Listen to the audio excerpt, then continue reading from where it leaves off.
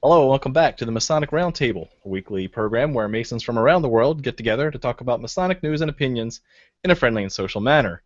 The thoughts and opinions expressed here are solely the opinions of the participants and do not represent any Grand Lodge statements or positions. Make sure you keep your conversations open for the public and on the level. As usual, to interact with us, send questions or comments to our Twitter page at Mason Roundtable or on our Facebook event page for episode 116, Demented Dues Design.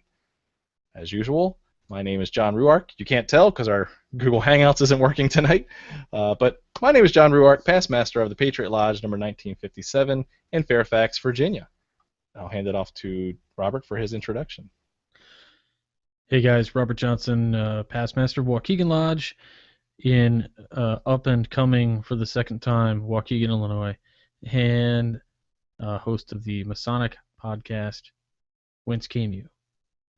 Back to you, John. Thank you, Robert. Nick Johnson. My name is Franz Ferdinand. Nick Johnson, past master, Corinthian Lodge, number 67, in Big Time, Farmington. And a great band. There you go. Agreed. Agreed. At least it's not a comic book. Juan Sepulveda. Hello, everybody. Juan Sepulveda here of Orange Blossom Lodge, number 80 in sunny Kissimmee, Florida, and the host of the Winding Stairs Freemasonry podcast. Thank you. And last but not least, Jason Richards. Hey, everybody. Jason Richards, Senior Warden of Acacia Lodge, number 16 in Clifton, Virginia. Great. The gang's all here. Okay, let's get right into Masonic news. As usual, I wanted to hit up all of y'all for contributing to the 2016 Ultimate Freemasonry Survey, which you can find at tinyurl.com/Masonic Survey. Having great feedback on the survey as well as a great response, but I need your help. I'm begging you for you to pass this along to two brothers who haven't taken it yet. Just say, hey guys, check this out. Help a brother out to get some good statistical demographics of the craft. Again, send them that URL at tinyurl.com/Masonic Survey. And I will be closing the survey on June 24th of this year and start kind of cleaning up the data over the summer, and hopefully we'll have some results to show by the fall time frame. Next off, Jason. Why don't you give us a quick introduction of what you and I have been up to over the past couple months? Well, in case you didn't know, John and I know each other very well, and we've decided to take our relationship to a whole new level. It's okay because we do not live in Tennessee or Georgia, so we would like to actually announce our marriage. I love you, bro. I love you too. John and I actually have started. What? But the next best thing. The next best thing. All of the guilt, all of the legal ties, and maybe some of the affection. John and I have started a business together. It's an online Masonic company called Periet Lux. Which really means bring forth light in Latin. And the idea for this, John and I have been hatching this over the past 2 years, has been just to help bring Freemasonry and Masonic education into the digital age. And we're going to be rolling out a whole bunch of things over the next several months, but we're going to start tonight with something we call MasonicFinder.com.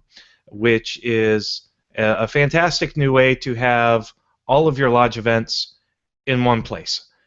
So I was just speaking with Brother Tyler out of Braden Lodge, and he's visiting DC. I'm really excited to get to hang out with him this weekend. He's like, bro, where can I go to do Masonic stuff when I'm in DC? And so I had to point him to a bunch of different Grand Lodge pages for Maryland, D.C., Virginia. I had to point him to a weekly email summary of what's going on in some parts of Northern Virginia, but not others. I had to point him to a host of other websites. The fact of the matter is there's no centralized place where brethren can upload their events. And John and I said, you know what, this is a big problem. So we created MasonicFinder.com as a place where brethren can go and have a one-stop shop for Masonic events in their areas, for other areas coming up. If you are going out to travel, we've got a Google Map function so that you can zoom into your area of interest and see all of the events that are happening wherever you're visiting, whenever you're visiting. It's not just for Blue Lodge. You can do it for appendant bodies as well, whether it's stated meetings, degree conferrals, Blue Lodge nights at the Scottish Rite, whatever, what have you. This is a place where you can come and find crowdsourced Masonic events to go to in your own backyard or when you're traveling. So this is only as good as the data in it, and we want all of you to contribute. So what we need from you is to go to MasonicFinder.com, and when you're there, you'll see a welcome page that kind of gives you a little spiel of what Jason just talked about. But we need you to go in and add your events. It's totally free for you to upload a little bit of your stated meetings, your special dinner nights that you have, your bring a friend nights, anything and everything. It's only as good as what you can contribute. Again, this is not run by any Grand Lodge. This is just a central database that anyone can search. And so this is the best way to get information out. No more email listservs. No more hidden Facebook groups.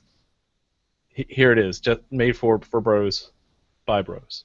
If you think about it, we're taking all of the stovepiped avenues of communication, and we're getting rid of all the stovepipes and saying, look, here's one place where people can go to search events and upload events. And you can put whatever you want in the event text. So if you want to make sure that brethren contact your lodge secretary before they show up, you can put that right in the text of the event and have a link to your lodge secretary's email address.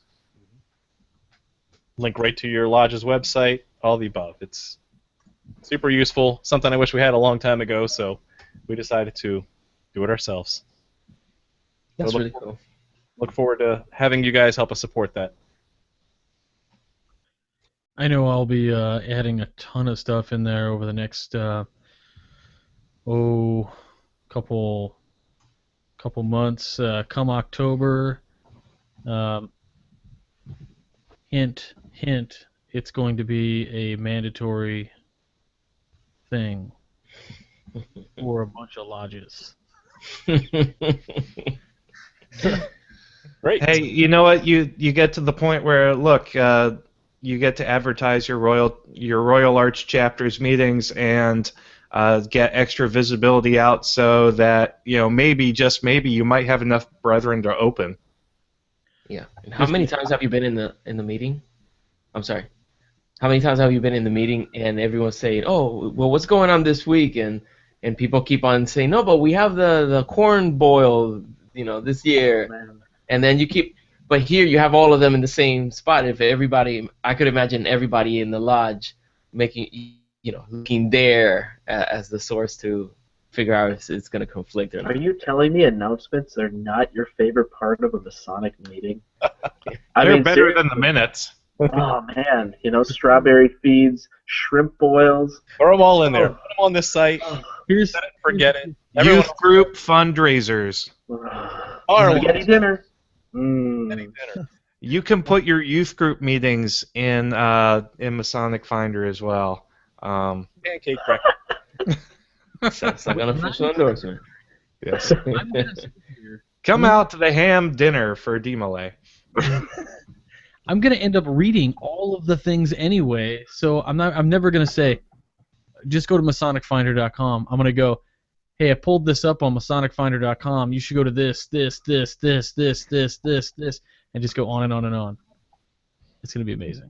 And the great part is it's going to be all searchable, so you just don't have to look just by location. You can just do a quick search for Demolay. No, this all sounds so great, John and Jason, but Good to be true. damn it, you guys tell me right now, how much is this gonna cost? Well, for you, just you, Robert Johnson, it's going to come at the low price of absolutely free. Oh, awesome. Okay. For a limited time. Yeah, so we're doing this out of the kindness of our heart. We want to try to find a way to monetize that and help us fund other Perry at Lux efforts.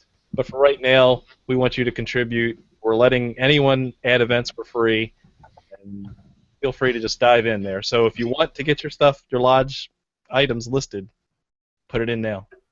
There will be additional functionality that'll be coming out when it comes to advanced searches and advanced edits and recurring events and things like that. And at that point, we may institute a freemium model. But for right now, for the basic editing, it's open to everybody, and we encourage everybody to go ahead and put their events in there. Because again, it's only as good as the data, but John and I really envision this as being the Wikipedia or even the Wikimapia of lodge events across the world. Killer. Thanks, guys. Awesome. Looking forward to it. Let's get into other Masonic news other than shameless plugs. Let's get into the Grande Loge de France has had their website hacked.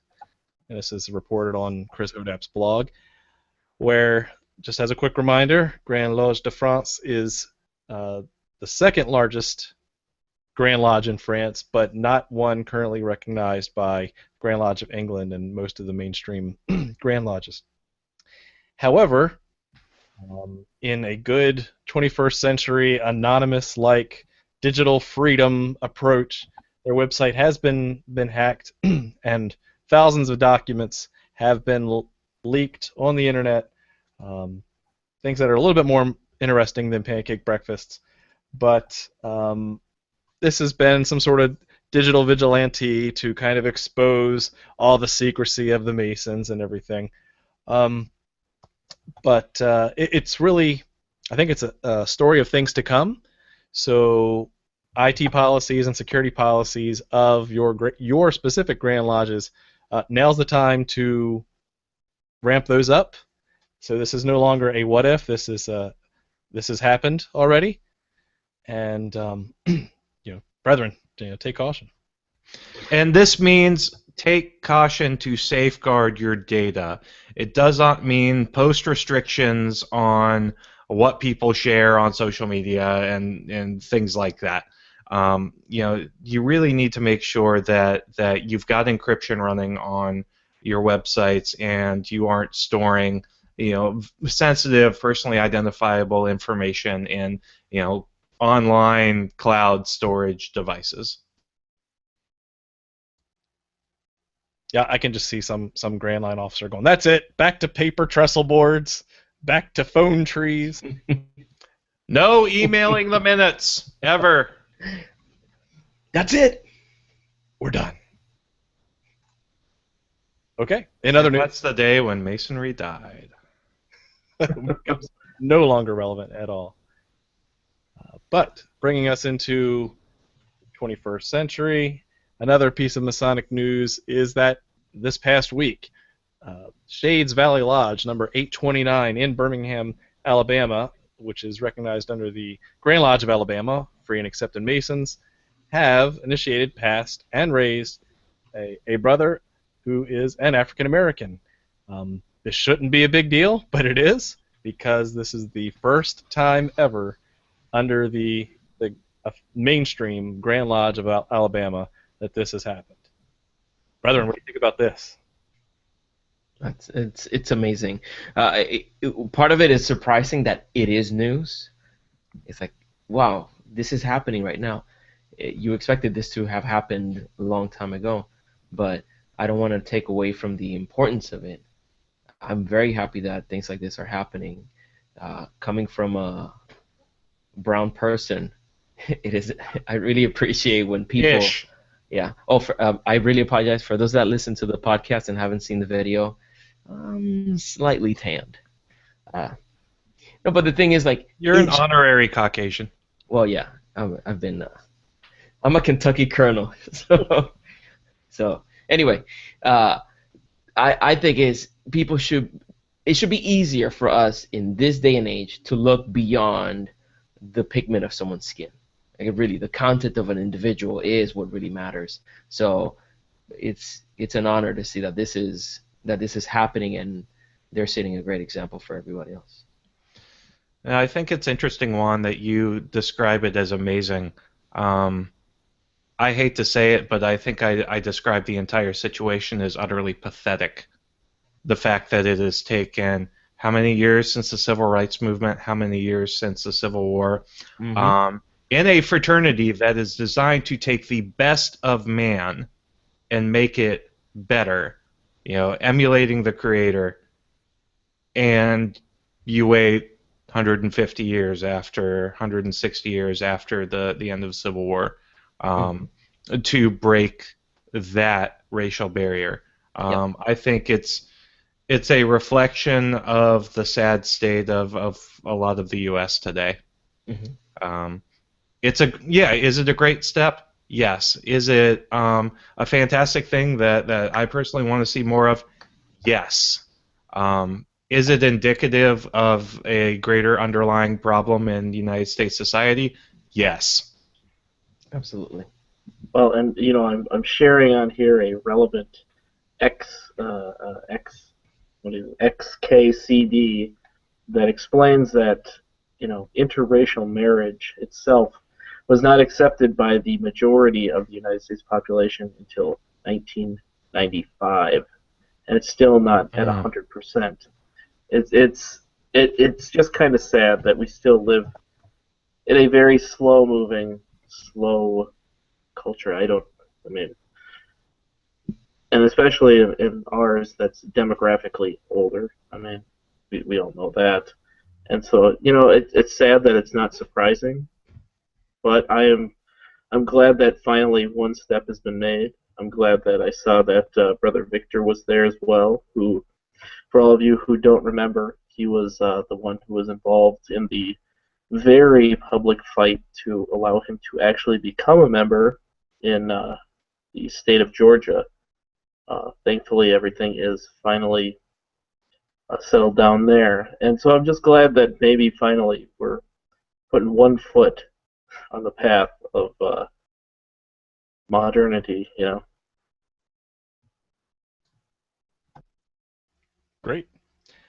Let's move into now everyone's favorite Masonic trivia game show, which is currently known as the Masonic Monday question.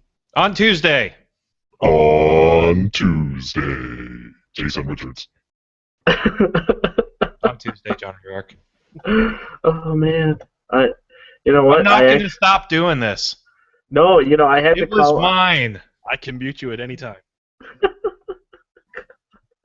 All right, so the correct answers for last week, you guys did an awesome job. And the Grand Lodge that we were discussing was the Grand Lodge of All England, meeting since time immemorial in the city of York, also known as the Grand Lodge of All England. And the Grand Master that we were discussing was Sir Francis Drake. So the correct answers: Jason Mitchell, Christopher Croto, Justin Miller, Jonathan Primo, George Kivowitz, Rinesh Hegde, Ed Potter, Joey Boyer, Dave Vanden Bemden, James Webb, Matthew Apple, Michael Laidlaw, and I'm sure some other people as well. If I forgot you, you can send your comments and hate mail to John Ruark at somemasonic.emailservice.com. So for the question for the week of May 9th, 2016, one of the first Deputy Inspectors General in what would become the United States of America also happened to exhort in a very famous scene in the port town of Newport, Rhode Island, what would fully illuminate the founding principles of the United States of America. When 76 men in the town of Newport were signing a declaration of loyalty to the cause of independence, the declaration contained the phrase, "Upon the true faith of a Christian." This famous Freemason refused upon the ground that all men were created equal. The phrase was subsequently removed, and he signed the Declaration of Loyalty. Who was this famous Freemason? When you have the answer, send it to MasonicMonday@gmail.com. Don't forget to include your lodge name, lodge number, and the hashtag Civil War rocked. But back to you, John. That's rocked as in past tense. Right. Until I see it again. Until the next time. Currently rocking, and then we'll have rocked again. Excellent. Good stuff. Good stuff. Let's get into our topic tonight. This is a fun one. We were scheduled to do this, had to mix things around for our SRICF speaker, but I'm glad we got this back. Been looking forward to this for a while. This is Demented Dues Design. Thank you, Juan, for the alliteration of coming up with that catchy name.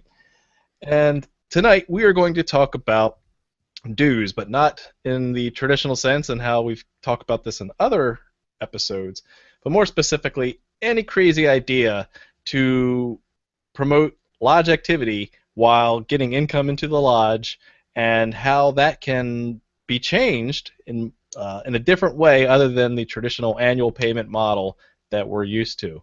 So what we'll do tonight is we'll do a roundtable fashion, and we'll let each host take an idea of his, throw it out there to the group. And what I'll do is I'll pick someone to go first, and that someone will be Robert Johnson. Go ahead. Start off with your Demented Dues Design. I've read his dues design. It sucks. My Demented Dues Design is actually basically, I would say that I would take the average running cost of a building. So you would already have to know what it costs to run your building. And then you would take that number, like let's say it costs $20,000 a year. I would say you have to take that number and divide the cost amongst the brothers who are dues-paying members, not your 50-year guys, not your exempt guys, not your lifers, but the members who actually pay in would have to split that cost. And then on top of that, the per capita is added, plus like a premium of, say, $20 to $50. We'll say $20 just to put into the lodge's bank account. And then I would have it written in that a 3% increase to the dues, whatever they are divided over the years, be tossed on top each year based on consumer pricing index. So the inflation. You put $1 under your pillow today, and in a year it is 70 cents. So to that end, there's no caps either. So essentially, like for my lodge, that works out to $67 per member. Plus we have, different fees on top of that stuff, to pay our treasurer, our secretary, and any donations that we have in our bylaws, that kind of thing. But I think that would be decent, and I think I would probably also do what we did in the past, which was in our bylaws, and I would fine men for not showing up to the stated meetings. And I would probably also allow them to have payments. Pay it throughout the year at meetings. Credit program. Okay, so you've lumped a lot into that one. Yeah. I mean, it's a dues program that is essentially, I find it fiscally responsible. It's a little out there, especially when you add in something like CPI. But I don't know. I mean, it's demented. So here's a question for you, RJ. So I understand your rationale behind this. You're kind of taking the average, lodge running costs. How does that factor in for like new lodge initiatives, or your water heater just crapped out? Like, how do you build in those essentials that pop up that might be a contingency? Yeah, I think that's where like that extra $20 to $50 per member would go in on top of the dues. Lodges aren't typically supposed to build up these huge reserves of cash. We're supposed to be solvent and be able to help out and raise money for charity when needed. Call me crazy. I think a lodge that's sitting around with a couple $1 million in the bank might not be doing the best with their money. They're concerned with saving and building a bank account rather than dispersing amongst brothers who may be in need. Good thing we're not non-profit.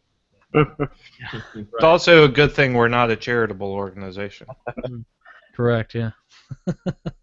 What? Agape? What is this love crap? You're mixing emotions. What's love got to do with it? Seriously. Faith, hope, and charitable giving. But the greatest of these is charitable giving. Robert, I'm going to go out on a limb and say that's a horrible idea. Hey, it's demented. It is. But interesting. But, I'll tell you this really quickly, though. As demented as that is, aside from the CPI, that is our due structure. Mm-hmm. Actually, what's the CPI again? Cost. It's consumer price. Consumer price index. Yeah. Oh, okay. Inflation. So aside from, we tried to write in actually a percentage increase over years. We actually have that in Patriot Lodge's bylaws, by the way. Acacia has it in our bylaws too. We just haven't enforced it over the past 10 years. Fail. See, it was kind of funny, actually. A Grandmaster in Minnesota, one of his initiatives was called Lodge Builder, and he would actually explain to lodges mathematically using, I think he was an accountant or something like that, that your dues have to be at a certain percentage. You have to raise a certain number of brothers, assuming that you're going to lose a number based off of deaths and NPTs. And so he created this gigantic database. And he said, here, guys, you learn, you enter your numbers, and you'll see exactly what's happening. And your easiest thing to do is just add a COLA. That's it. Just, without a doubt, just add 2.3% or whatever it is. Adjustment. Yes. Yeah. Yeah. And he was like explaining to these guys, this is really all you have to do. And, of course, it's like, oh, no, fixed income, blah, blah, blah, blah, blah. Well, good thing we don't take into account arithmetic as one of the lessons that we're taught. I'll tell you. Yeah. I'm going to toss this out there. These fixed incomes things, it always comes back to people who are on, a Social Security or whatever. Those guys get cost of living increases. The lodge doesn't get cost of living increases. So, I get it. There you go. But don't beat me down with something that's half an argument. All right, let's go to the next one, and that will be Juan with his Demented Dues design. Juan, what have you got? Well, before I go to that, I have to say that, Robert, I think that comment was a little insensitive. I'm just saying. Probably. All right. Okay. All right, so moving on. I have one called, let me make sure I read this one correctly, Reverse Pyramid. Cowgirl. Reverse Pyramid. Typo. And and my autocorrect is just mischievous. So imagine this. Imagine a young, zealous candidate. He really wants to join the biggest and most reputable fraternity in the world. He is willing to pay a lot of money to come in. He is willing to endure high end cost and a high yearly cost for the privilege of calling himself a Mason. And many of you, I'm sure, if you agree with this, please go to our page or leave us a comment and let us know, was this your reaction? When you first heard how much your dues were in your lodge and how much the application fee was, you thought, oh, that's it? If you had that thought, leave us a comment because we want to hear your version of it. Now, imagine the reverse pyramid allows you to reduce the dues on the brothers proportionate to their contribution to the lodge.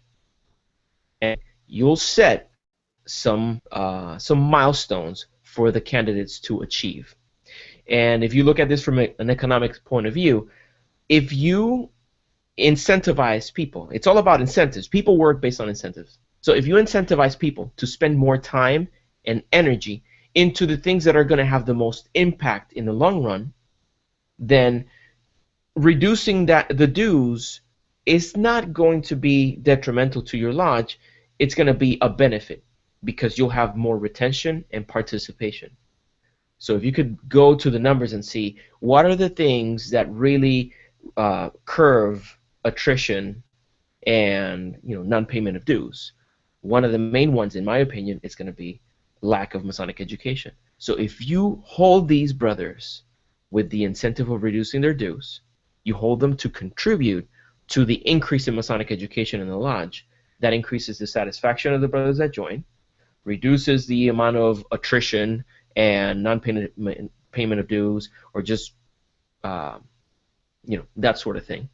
So it's almost like an economic model that you're making more money because of volume. You have more brothers in that are contributing and are participating. So they get a discount if they contribute in some way to the lodge. So you present an educational topic, you get $10 off. You help repair the building, you get $20 off. Is that what? A little bit more control than that. For example, you have dues for the first year are $200.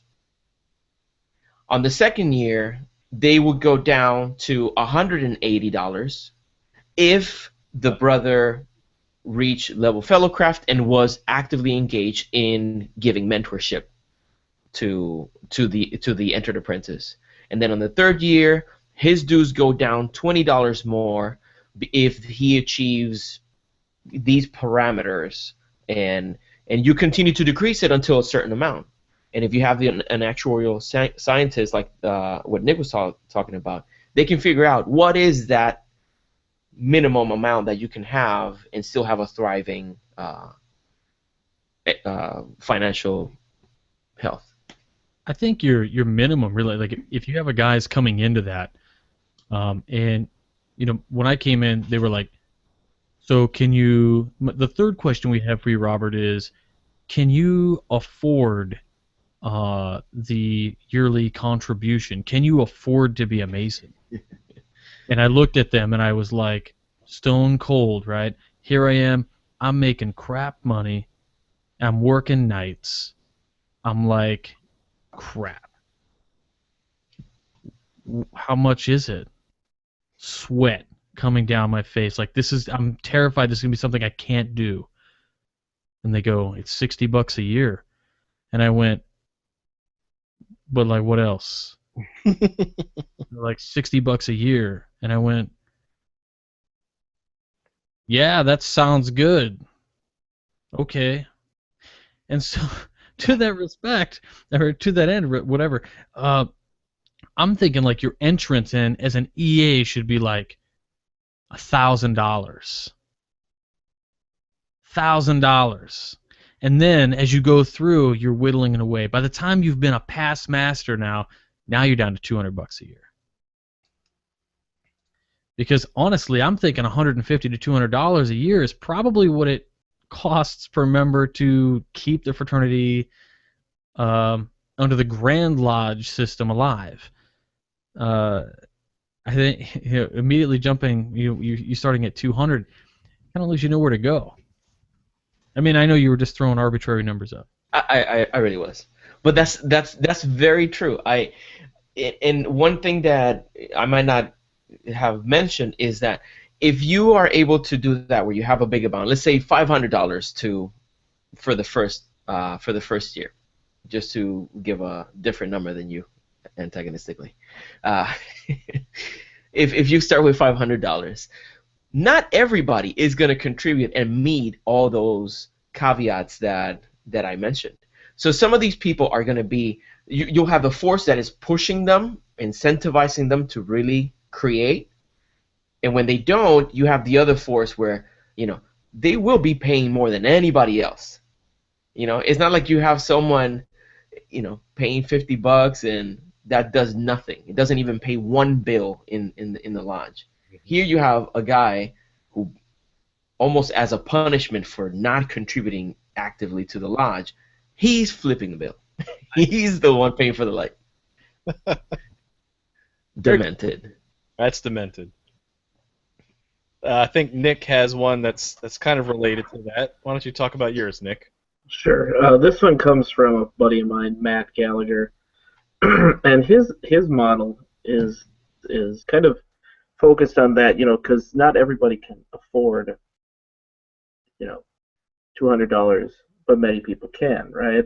Some people can afford $500. So he actually proposed on Reddit. He said, "Why don't we go to a tithe model, whereby everybody would pick a certain percentage. You'd have a baseline of how much everybody's going to contribute, right? So that would be whatever the baseline your Grand Lodge is requiring you to do. So in Minnesota, it's about $30.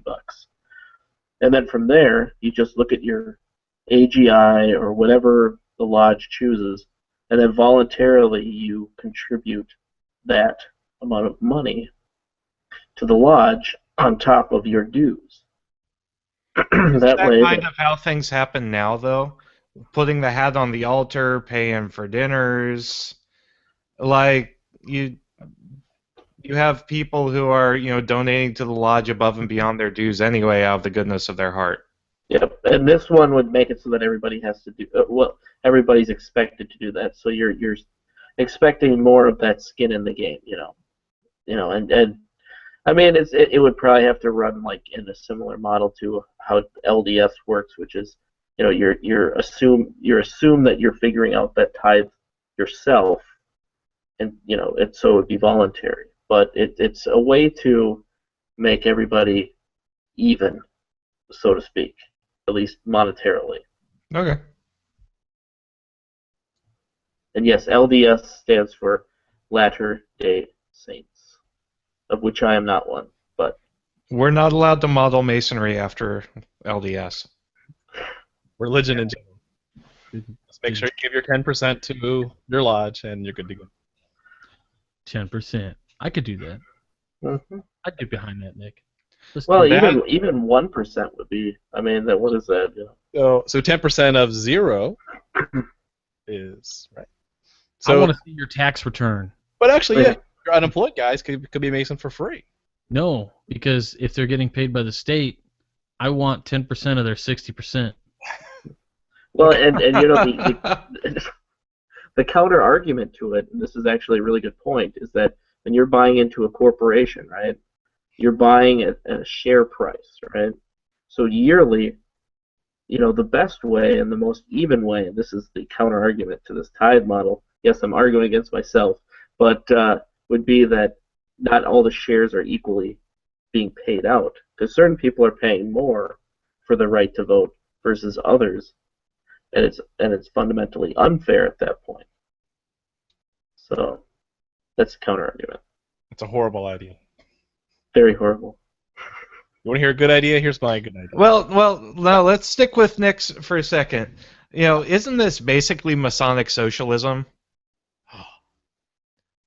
I mean, That's exactly what I was thinking. I'm like, sounds. 3%. Did you feel the burn? I felt the burn. you're basically 10% of Nick's dues are going to go into the charity system. Fighting against the millionaires and the 1% billionaires. of dues members. So we're going to go out recruiting all the CEOs and this would probably be very popular in Vermont. Did you see that past Bastards article about apparently Bernie Bros are being targeted by local lodges because of an affinity to older men or something like that? they'd like your dues design, right? Yes, I mean true socialism would be, the lodge takes 150% of your income as its dues, and Oh, no. then you get all your education for free. No. You take from the other lodges that are doing better than you. Yeah. Yes, That's the it's truth. aggregated on a grand lodge scale. All the TO lodges are looking around going, hey, what happened? What happened to all our money? All right. The investigative committee would take a completely different role. They would just be driving around, looking at the different lodges. I'm like, whoa, look at the stained glass on this puppy. Masonic Restoration Foundation. Be quiet, be quiet. The treasurer is about to give his report. All right. Let's move on. Okay, so crazy idea.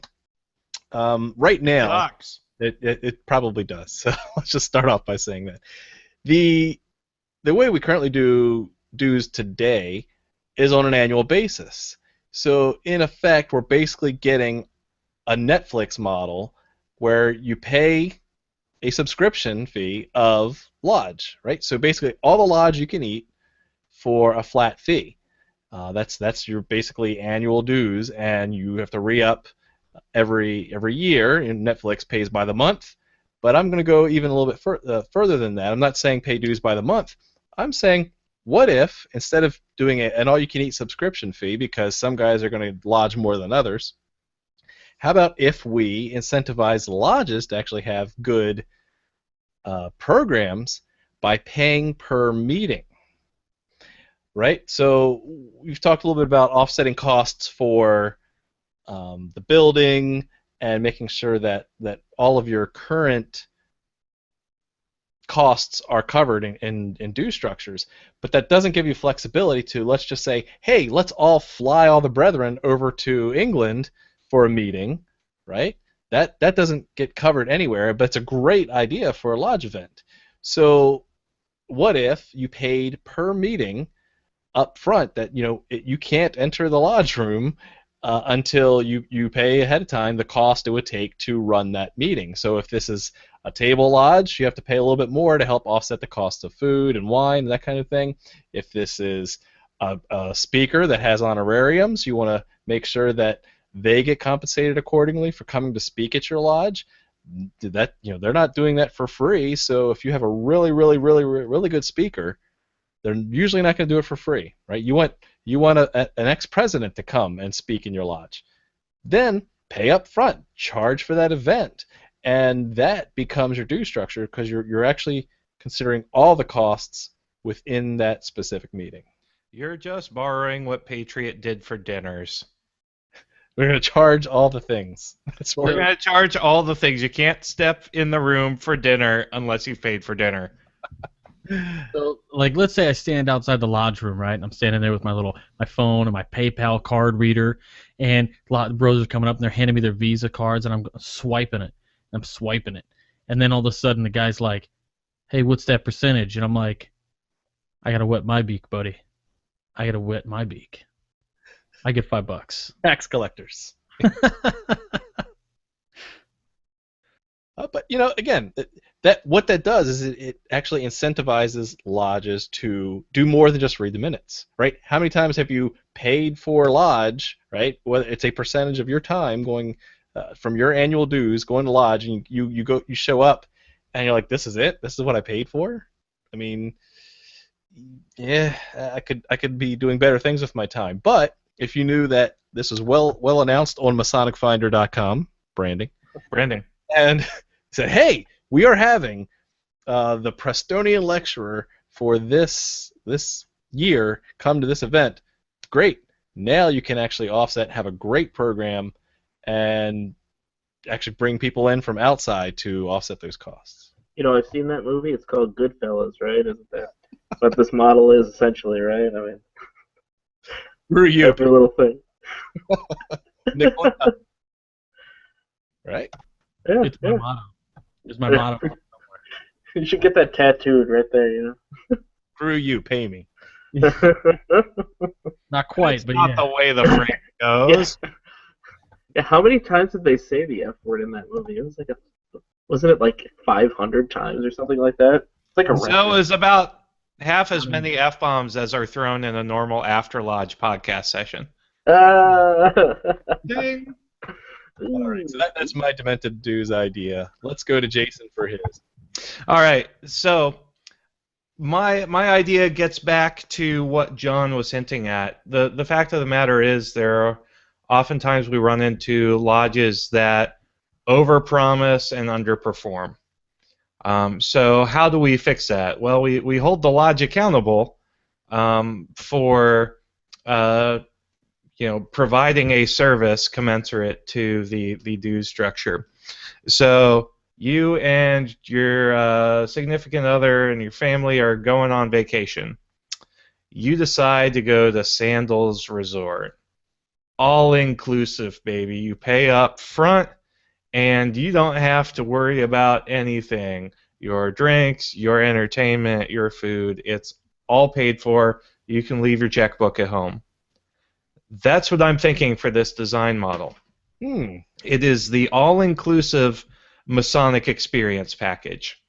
The dues include, not only the costs for running the lodge, but also the estimated costs for lodge dinners, that year's educational programs, and lodge initiatives.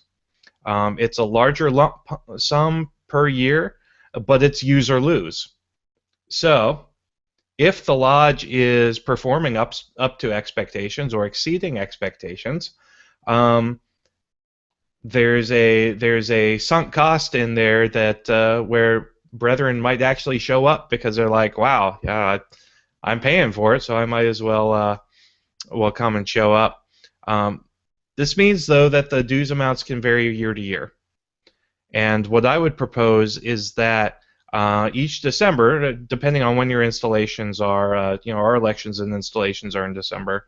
So each December, a lodge committee, co-chaired by the outgoing worshipful master and the elected worshipful master for the next year, prior to the installation, sets that due structure and that budget. They present that due structure to the lodge with an itemized budget and plan for the following year for Masonic education initiatives and dining. Pending the approval of the committee and a vote of the lodge or something along those lines. I think it's a great model. It's got a higher upfront cost, but at the same time, it holds the lodge's feet to the fire to be exceptional. You want to do a banquet? Okay, build that into the next year's dues structure. You want to have a speaker or two or three? Okay, build those in. Now, I know a lot of this is just forecasting, and you're going to be off in various ways, but I think this is kind of the best of both worlds in saying, okay, you have to pay for your experience, but we're going to give you a damn good one. I think it's a great idea. With a little bit of an exception here is that I'm going to go out on a limb and say I don't know any lodge has the infrastructure or the intuition or the experience to plan a year that would be in a value range to pay so much up front. I would almost have to say, like, if lodges had like paid employees, or if the Grand Lodge was a little bit more, I think heavy-handed is the wrong word to use, but like Pennsylvania, for instance, mandates a certain amount of things they have to do. And so if you had like mandated programming that has to happen coming down from executive control, I think in that aspect, I would find, it's kind of like when you like you said, everything's all inclusive. Like when you plan, you go to AAA and you just tell them, plan my trip. I actually see it even more basic than that. Like take PA for example. All their officers have to wear a specific apron style and tux. Right with tails. With tails. They have a uniform. Who pays for that? Well, the individual officers do, right? What if this is you pay, everything's taken care of. Tux, the sodas in the fridge, just you name it. Because I've seen so many other nickel and dime things that happen. As a commandery. Commandery is a perfect example. You want to get involved in commandery, you get to drop about $1,000 on a uniform, subtracting out the sword. I mean, if you go cap and mantle, it's going to be $250. Now, there's actually a Yorkright group, I think, in Colorado Springs that did this all-inclusive model.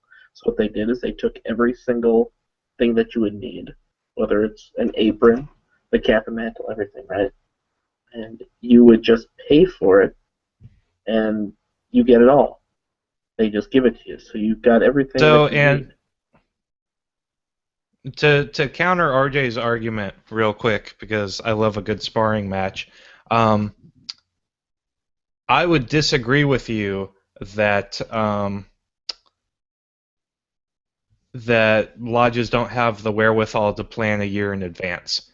What are you doing preparing for your year in the East if you don't have an idea of the programs that that you're going to be doing, or the speakers you're going to be inviting, or a general idea of the head count or the price per head of the meals you're going to be providing? I think it's all very basic and easy to eyeball. Go ahead.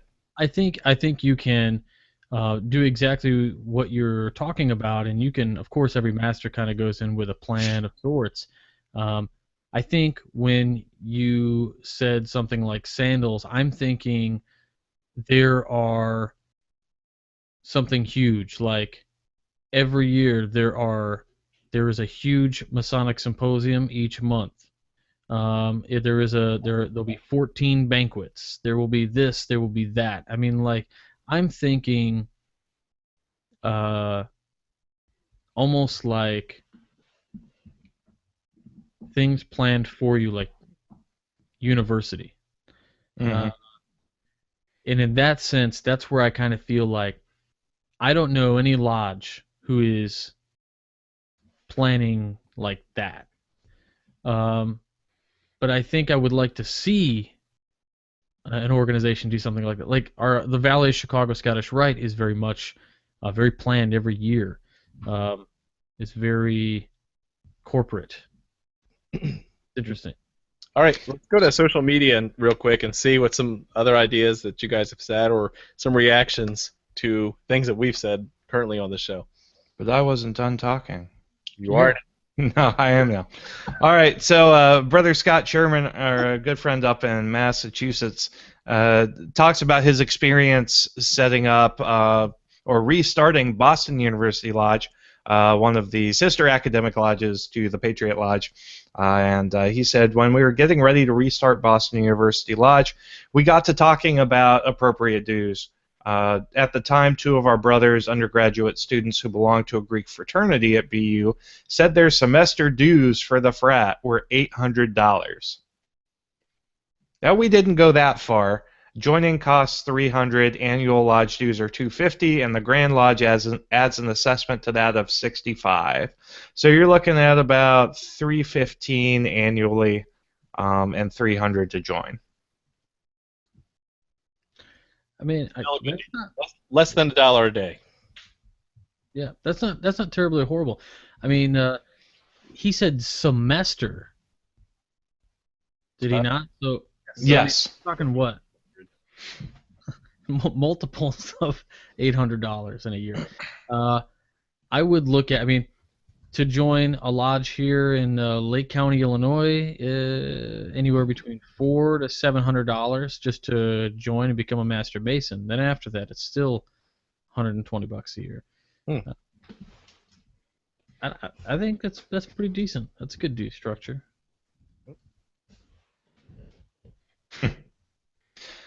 So, Brother Matthew Dubrow says, Masonic Finder is an amazing idea. Thanks, Matt. He's wondering why the event category right now is limited to just Blue Lodge, Royal Arch, and Scottish Rite. That's because John and I haven't expanded out the categories yet. So we can add those categories in. Great. So for Donnie Dillon's comment, though, he says, I love the pay-per-view model you guys are discussing, but how does this play out in a smaller, more rural lodge that might not have access to many speakers, etc.? To which, I replied, anyone can buy a book, right? If you want to, you really need to step up your game as a lodge, and you can't use the, well, I'm out in the middle of nowhere as an excuse. And so education should, if you're on the internet, the best quote I've heard is, in an information age, ignorance is a choice. And same applies for Masonic education.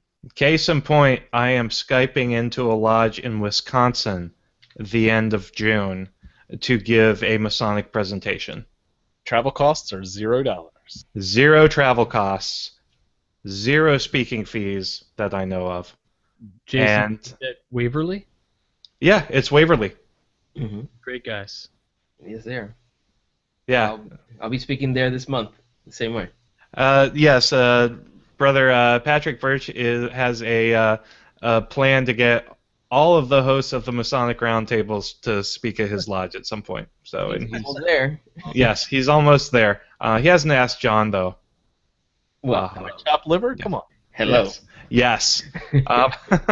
So, getting back to social media, Brother Mike Hombrecht was saying his wife's dog training club's dues are $40 per participatory month and $100 per year. So that's actually pretty interesting. You could have a flat fee per year and then pay month by month, and it's a combination of a subscription model and a keeping your Masonic ring good model. Interesting. That's very Yeah, that's something we didn't cover. What's interesting about that, it's like if you have kids on team sports, like my son was in gymnastics. If he's on team, I have to pay $300 a year plus $120 a month, plus meat fees. So I'm pretty sure I'm at the lodge more than my son is at gymnastics, and I don't pay anything like that. Very cool. Yeah, so that gets back to John's idea of you could have $1 a year for Masons who just want to be Masons in name only. Yeah, we didn't get to that one, but that was another idea. Oh yeah. But yeah, short version, $1 a year. Masons in name only. These guys hang on our lodge books for a long time. It's great that they pay dues and it helps offset costs for other things. But hey, why not? Right now, the incentive for a person on a tight budget is just to shop around all the cheapest dues in the district anyway, right? So, True. If you still pay the lowest dues price of your district, you're still a brother. You're still a Master Mason. So why not just reduce the whole threshold altogether, bring it down to $1 a year, Masons. $1 a year, and if you show up at a stated meeting and you're on the dollar plan, you gotta pay $50 to get in. Hey, even better. I like it. There's your pay-as-you-go model. No one would ever show up, but you'd have very few NPDs. That's true. So we've got Brother Roger Haynes talking about life memberships, and he says a few years back, the Grand Lodge of Scotland abolished life memberships. This proved very difficult for the military lodge in Korea, since soldiers are usually only posted there for an average of 3 years. Dues were $100, and a life membership was $500. So most became life members instead of demitting, and the lodge made a lot more money that way. It's hard to get overseas members to pay dues, even though they've got PayPal accounts and whatnot. But they recently had to raise the dues up to $180 to make up the difference in the revenue they're not getting from those life memberships. Oof. I don't think anybody makes out on a life membership. Only the member makes out on that. I mean, once the member dies and the Grand Lodge continues to send the $15, $16 it is back to the lodge, for my lodge it's $67 per member just to cover the building that we're in, the cost of running a building. So when the Grand Lodge sends $15 back for a member who's a life member, even if that guy is a working member, he might be a junior warden or something. Really, I mean, the $15, I mean, it's great for the member, but it's horrible for the lodge. I think life memberships suck. Go. I agree, and again, it's really not incentivizing the right behavior we want. So, for the interest of time, we should probably start wrapping it up. Jason, did you have one last thing you really needed to mention? Or? Yeah, well, Donnie also mentioned the idea, again, going back to the tiered plans. You could have different plans for lodge memberships at the bronze, silver, gold, or platinum level. You could say additional secrets available for platinum supporters. So, turn Masonry into Scientology. We call that bodies. Yes. Yes. Secret word is Xenu. But I could see where your silver level membership gets you all your dinners for free. Mm-hmm. Gold would get you dinners plus, I don't know. I'll think of something. Free, yeah, all expenses paid trip to the Masonic Restoration Foundation Symposium.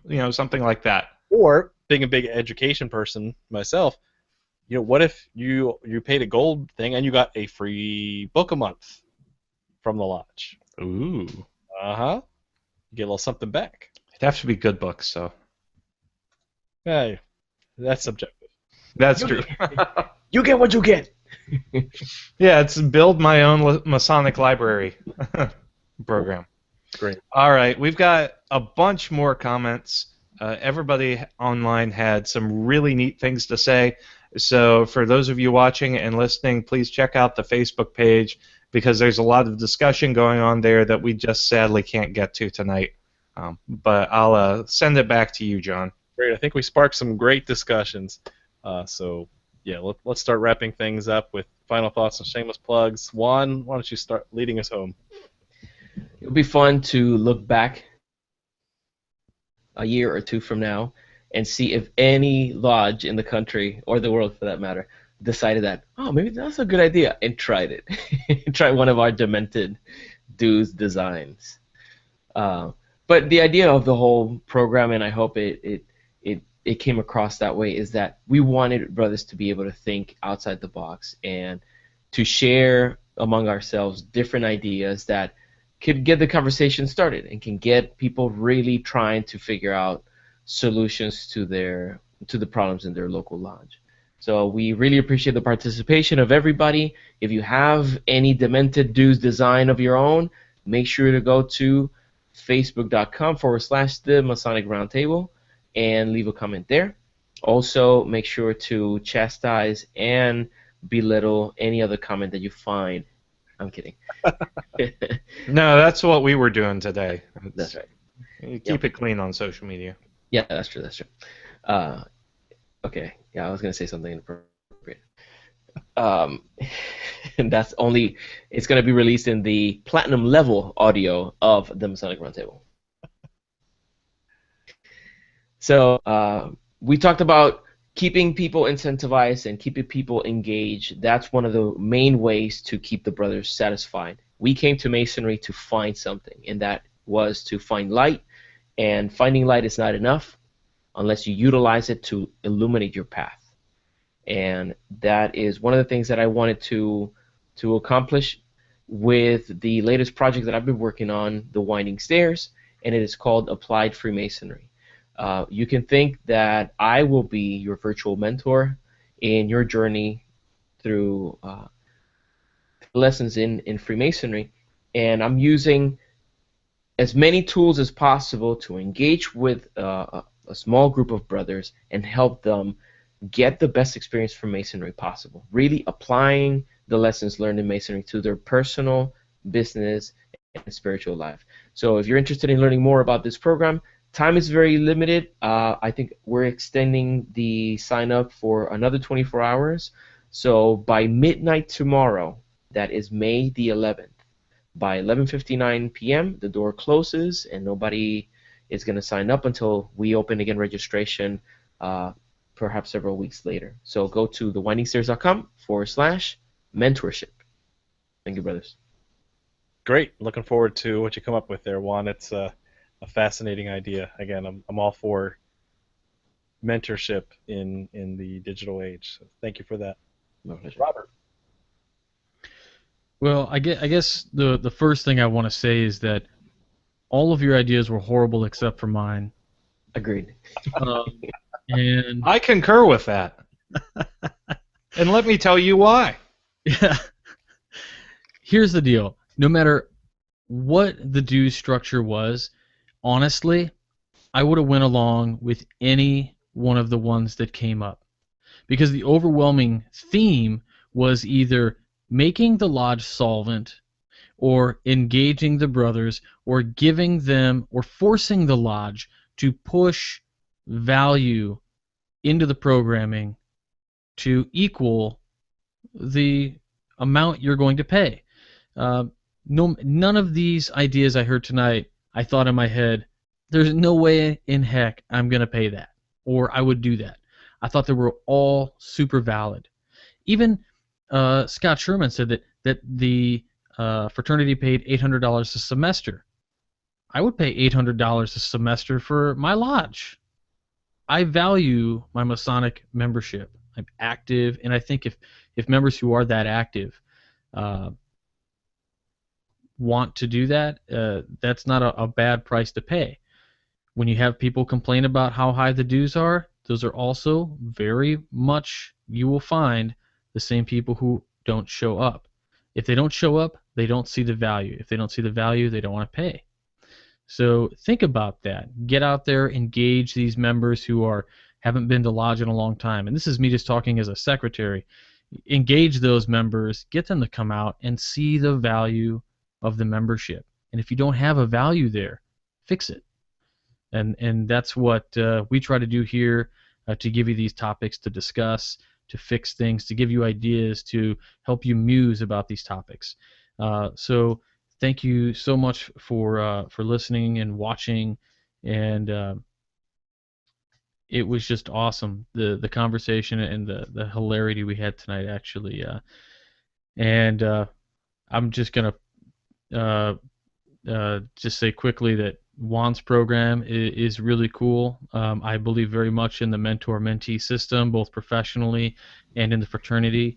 I didn't ever have a real mentor. I bounced around between guys because I found mentors in different areas.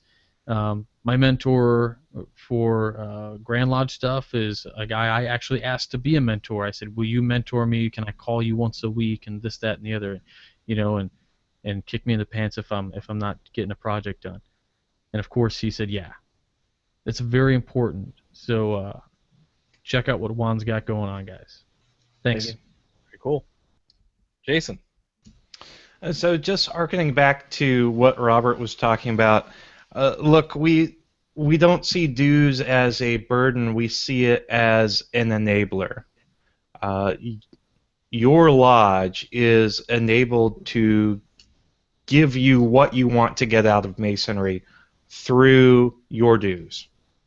The trick is not so much figuring out, an optimal dues structure or optimal level of dues that will give you the most bang for your buck.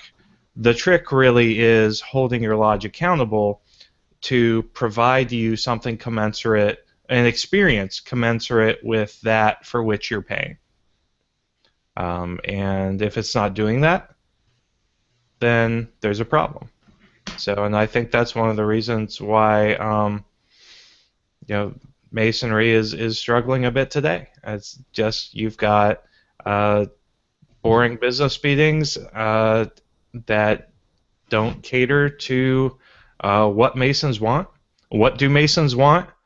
We're working on finding out. John's closer than most. He's got a survey out there that's doing very well. tinyurl.com/Masonic survey. Fill it out. It's a great slice of the craft that will, pay dividends for years to come on, how we structure lodge programs and how we structure the lodges to function, to give Masons what they actually want today. Pay your dues. Pay your dues, all of them. But get your education. And if you don't get your education, slap your officers. Yes. Yeah, demand the Masonry you want out of Masonry. That is for sure. With that, as part of my job of wrapping up, I wanted to take some time ahead of time. Didn't get a chance to, looking at, well, what do I spend money on? What do I value in my life that's at or above the cost of Masonic membership? And a real easy thing that came up to this at the top of my head was in the days before kids, I would as a gamer, I would buy kind of roughly a video game a month, right? And I could get the latest release, cost about $60 a month. play that for a while, put 6 to 10 hours into it, and I could probably beat the game and get some value out of that. $60 a month is up to $720 a year, if you think of it that way. So is Masonry worth more than 6 hours in a video game where you can actually talk to brethren, see them face to face, get some light, and improve yourself as a man? Make sure that your lodge gives you that, but it's definitely worth at least that $720 a year, or if not more. Or even simply, put another idea we had was, the dollar, $1 a day, not $1 a year like the Masons in name only, but $1 a day. Was it worth more than your cup of coffee that you get? Is Masonry worth more than a cup of coffee a day? You really have to think about that and step back. Are we cheating ourselves, or are we cheapening what we put into it and then therefore get out of the craft? That's up to you, brother, to figure out. Again, Jason and I are very, very excited to announce that we formed Periat Lux as a way to progress the Masonic fraternity and leadership in general forward in the digital age. MasonicFinder.com is just one of many ideas we have in work right now. So please help support Periat Lux by going to MasonicFinder.com. You can donate there and help us get started as seed money. We haven't gone Kickstarter or anything yet, but this is something that can help us get the ball rolling and show that we are passionate about the craft. We're in this because we believe that this is time for us to move the fraternity forward. And MasonicFinder.com is a great way to get your events out there as the sole source for all Masonic events, education, and share that idea. And by the way, the best part is your event will now have an individual link that you can send around to anyone. So you can click right on your link, copy the URL, paste it in emails, and everyone goes right to your event on MasonicFinder.com. So there's lots of features we did talk about. Go with it, play with it, and we hope to see your event there as soon as possible. With that, thank you very much for watching, and keep searching for more light. Have a good night.